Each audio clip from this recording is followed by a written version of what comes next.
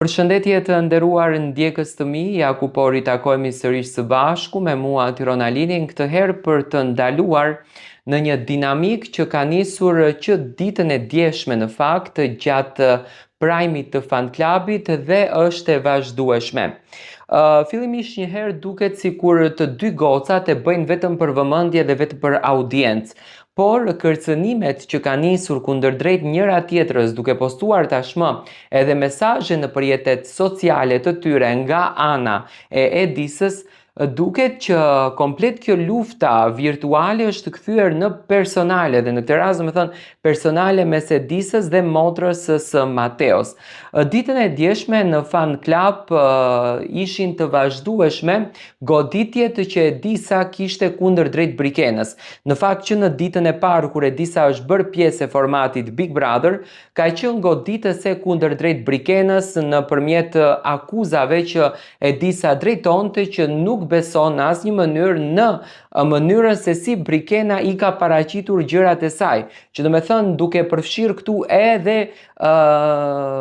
pjesën e virgjërisë së Brikenës, sepse Brikena thot nuk kam pasur asnjëherë të dashur, nënkupton që është e virgjër. Dhe tani Edisa këtë gjën, do me thënë mundohet që t'ja zbërthej Brikenës duke e kërcënuar edhe ditën e djeshme që unë personalisht di për ty shumë gjëra, unë kam kuptuar jashtë shtëpisë së Big Brotherit shumë gjëra për ty dhe kam të freskët dhe një informacion që unë nuk dua sot ta nxjerr këtu sepse përsëri nuk dua të ta njollos edhe më shumë fytyrën tënde. Do të thënë ishin këto akuzat të dhëna nga ana e Edisës kundërdrejt Brikenës. Kundër këtë luftën u përfshi edhe Arian Konomi, ku Edisa publikisht, tashmë në rrjetin e saj social, sepse e ka një rrjet social publik, Edisa e quajti Arian Konomin gay, do me thënë i dha ofendimin shumë të rënd të drejt për drejt, që mua realisht nuk më duket etike që një personazh publik të ketë këtë gjuhë edhe këtë formë të shprehurit. Por gjithsesi lufta nuk është ndaluar këtu.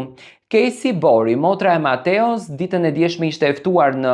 fan club në panelin e familjarëve të cilët diskutuan dhe folën për banorët brenda shtëpisë, sot ka do me thënë kishte nxjerrë në storin e saj një video ku Brikena e godiste Edisën për mollzat. Do me thënë që e goditi natën e mbrëmshme Edisën për mollzat. Dhe këtë storin e kishte nxjerrë motra e Mateos duke i quajtur Brikenën një diva që vetëm i godet këto vajzat. Siç duket Edisës i kishte ardhur shumë inat kjo gjëja dhe ishin konfliktuar të dy gocat në rrjetet sociale. Që do me thënë Edisa dhe Casey kanë shkruar mesazhe në rrjetet sociale ku Edisa këtë mesazhin e ka postuar në Instagramin e saj dhe e akuzon Casey-n, motrën e Mateos, që ka patur lidhje me të dashurin e Edisës, që do me thënë motra e Mateos ja ka marrë të dashurin e Edisës, që nënkupton, do me thënë Mateo dhe Edisa, nga kjo që unë po shoh, pas kanë patur një problem personal nga jashtë, do me thënë Edisa e pas ka njohur Mateon që më herët, do me thënë pas kanë patur një njohje, nuk kanë qenë të kota, ato thashe theme që janë folur deri më tani. Kjo gjëja ka ngritur një, do me thënë një bombë të madhe në rrjetet sociale,